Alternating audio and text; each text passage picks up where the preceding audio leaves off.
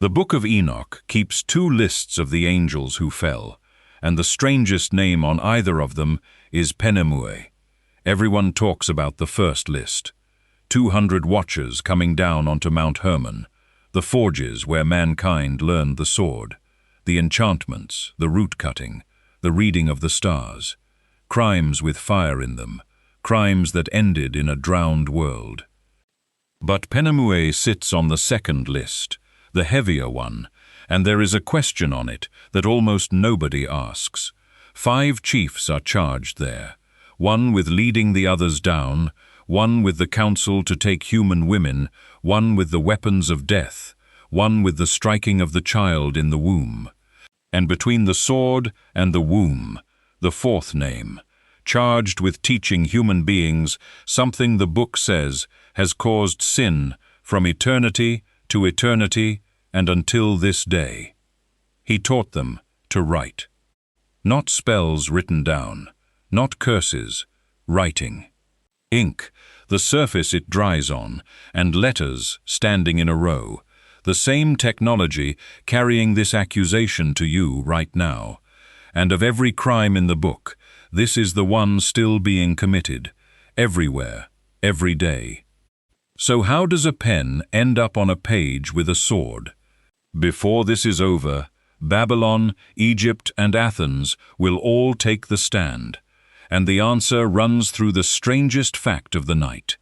The one chapter of the Book of Enoch that names Penemue is missing from the oldest copies of the book ever found. That absence, and the stranger story of how the charge survived it, is where this episode ends. Nobody here has to believe an angel ever handed anybody a reed pen. The verse is real, every word of it can be checked, and by the end of this episode, you may not look at your own signature the same way again. Start with the fastest check there is. Take the Bible on your shelf and search it for Penemue. 66 books, more than 30,000 verses. He is not there. He is not in Genesis chapter 6, where the sons of God come down. He is not in Jude, and Jude is the letter that quotes Enoch by name. He is not anywhere in the canon. The canon remembers his colleagues. It never once says his name. He exists in one place, 1 Enoch, chapter 69, 4 lines. This entire episode comes out of them. But the wrongness of those 4 lines only shows against a normal watcher crime. Look at the famous list properly, in chapter 8, the one this entire genre is built on. It reads like an indictment from a ledger. Azazel taught the metals of the earth, swords, knives, shields, breastplates, and then the bracelets, the eye paint, the costly stones. Semjaza taught enchantments and the cutting of roots, the dark pharmacy of the ancient world. Barakijal taught astrology, Kokabel the constellations, Shamsiel the signs of the sun, divination, all of it, reading the future of creation instead of waiting for its maker to speak.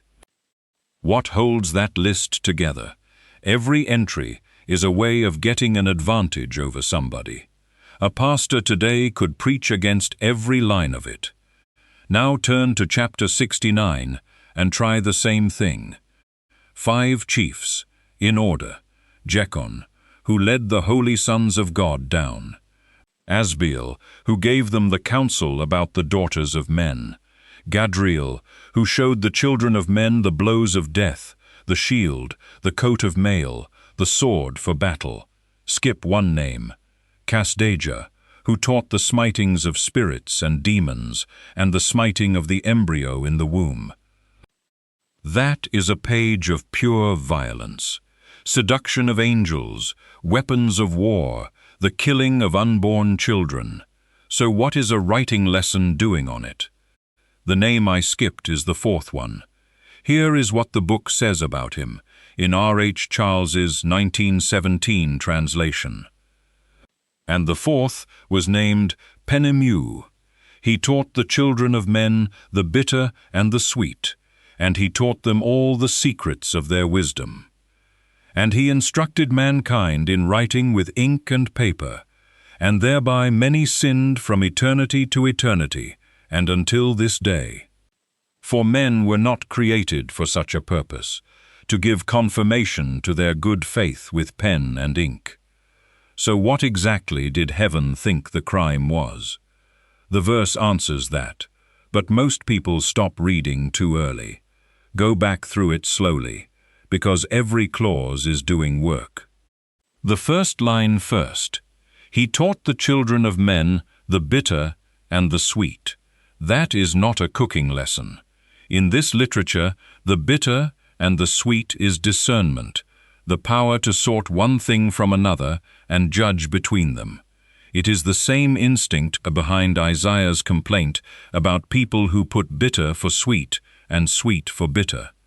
It is the tree in Genesis chapter 3, not the tree of knowledge in general, the tree of the knowledge of good and evil, the tree of telling things apart. So Penemue's syllabus had 2 courses, in order, first judgment, then the means of recording it. Then the accusation lands, in a sentence people quote constantly, but almost never truly read. Listen to it again, to give confirmation to their good faith with pen and ink. The charge is that human beings started needing paper to prove they meant what they said. Heaven, in this book, is not angry about the alphabet. It is angry about the contract. And that sounds almost quaint until you weigh the 2 weapons sitting on that page. A sword threatens the man standing in front of it, and no one else. A signed page reaches into years neither signer will live to see. It speaks while you are silent, and it never changes its story. Now ask yourself something uncomfortable. When was the last time anyone took your word, just your word, for anything that mattered? A job, a loan, a house, a marriage. At some point, every one of those asks for a signature. The ancient world the verse describes had already arrived there. Here is the room where it happened. A courtyard in Babylon, in the 7th century before Christ. 2 men have agreed something. A field, a loan of silver, a marriage settlement. In the corner, a scribe sits with wet clay and a cut reed, and he writes the agreement out. Both men press their seals into the edge. 4 or 5 witnesses press theirs underneath. The tablet goes into a clay envelope, the agreement is written again on the outside, and the whole thing is baked hard. What is that object for? One thing only. One of those 2 men might someday claim he never agreed, and the other one knows it. Tens of thousands of those tablets have come out of the ground in Iraq. They sit in drawers in the British Museum, the Louvre, and the Yale Babylonian collection, and they are the most ordinary objects the ancient world left behind. A civilization that trusts nobody generates paperwork forever. The text of Enoch never mentions Babylon, but that courtyard is the kind of world its sentence has in view. There was a time, the verse is saying, when a man's word did not need clay behind it. The need is the sin. Everything else follows from the need. And there is a 4th verse, the hard one, and it says, what the lesson cost. Men were created exactly like the angels, it reads, to the intent that they should continue pure and righteous, and death, which destroys everything, could not have taken hold of them. But through this, their knowledge, they are perishing. The text never explains the mechanism. Anyone who tells you they know is guessing. The direction, though, is plain. Something was handed over, and the price of it was deathlessness. Then the verse ends on 5 words with no name attached. It is consuming me. Who says that? Enoch is deep in a vision at this point. An angel is showing him things, and the sentence arrives with nobody holding it. Scholars still argue. The book leaves the voice unclaimed, and so will I. I am Thomas. I keep the vault, the books your Bible quotes but does not contain. If the watchers, the charges heaven filed against them, and the texts that carry it all are your kind of history, make sure to subscribe to Vault of the Fallen. And now, the strangest part of Penemue's story so far. Everyone else who watched writing arrive told the story backwards. Walk through the neighborhood.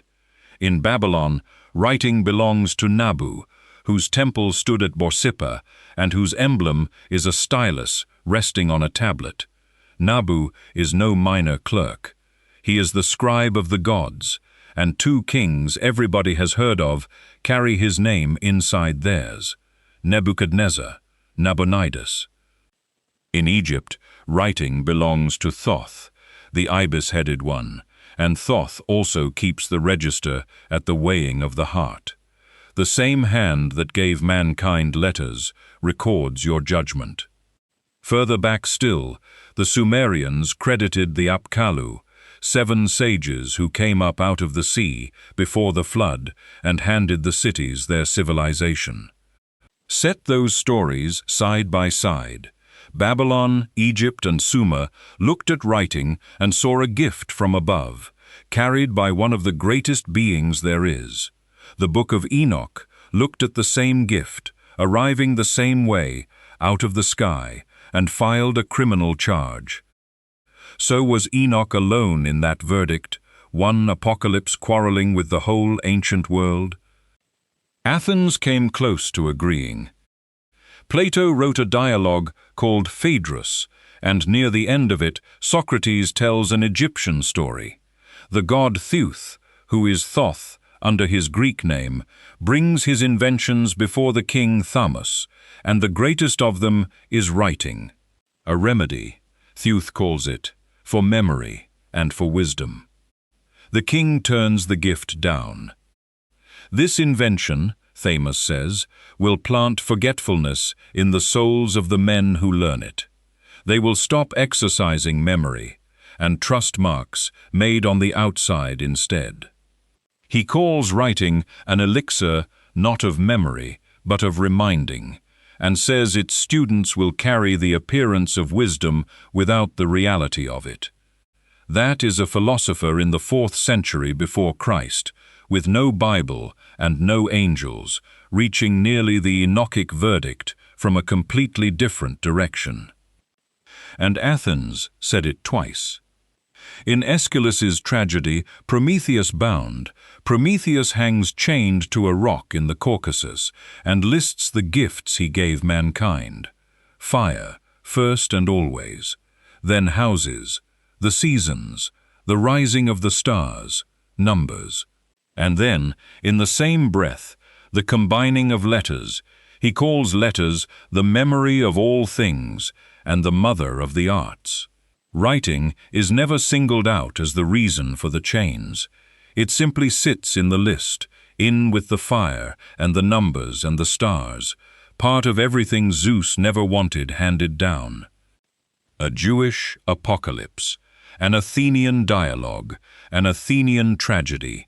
In one, a titan hands mankind the permanent record and hangs in chains beside the rest of his gifts. In one, a king is offered it and hands it back. In one, an angel is indicted for it. Somebody in the ancient world was deeply uneasy about writing, and they were uneasy in more than one language. That brings us to the piece I have been holding since the first minute. When the oldest copies of Enoch finally came out of the ground, where was Penemue's chapter? First Enoch is not one book. It is 5 smaller ones, bound together like a little library. The famous one, the Book of the Watchers, holds Mount Hermon, the Oath, the Nephilim, and set into the middle sits a separate composition called the Book of Parables. Penemue lives there, in chapter 69. In the winter of 1946 into 1947, a Bedouin shepherd chasing a stray goat threw a stone into a cave above the Dead Sea and heard pottery break. Inside were the first of the scrolls. Over the next decade, 11 caves gave up the oldest biblical manuscripts on earth, and among them, in the original Aramaic, the oldest copies of Enoch, most of them from Cave 4 at Qumran. The Watchers came out of those caves. So did the astronomical book, in more copies than anything else, and the Book of Dreams, and the Epistle. Even the Book of Giants came out, a text the Ethiopian Bible does not include at all. Cave 4 alone gave up roughly 15,000 fragments of 600 different manuscripts. And in all of that, the Book of Parables never appeared. Not one fragment, not one line. Of the 5 books, the one with nothing at all among the oldest manuscripts is the one that calls writing a crime. So what happened to Penemue's chapter?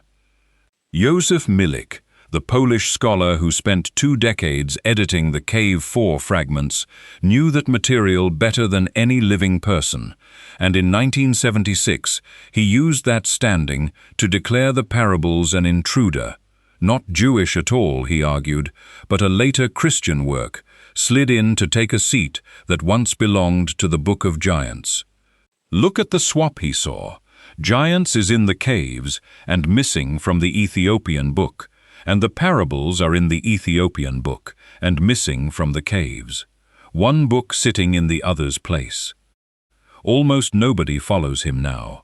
George Nicholsberg and James Vanderkam, who wrote the Standard Commentary, place the parables as a Jewish work from around the turn of the era, and when the Enoch Seminar gathered in Italy in 2007 to settle the question, it came out broadly on their side. Manuscripts perish, and most of what Cave 4 once held is dust. The fact stands without a conspiracy attached, and it stands there looking stranger without one. The oldest surviving pieces of Enoch on earth simply do not contain the charge against writing. Let me know in the comments which half of the charge stays with you. Not the contract, the other half, the line about knowledge and dying, the one nobody ever quotes, and the 200 who swore the oath on Hermon, with everything they fathered afterwards, have a full documentary of their own already sitting in this vault.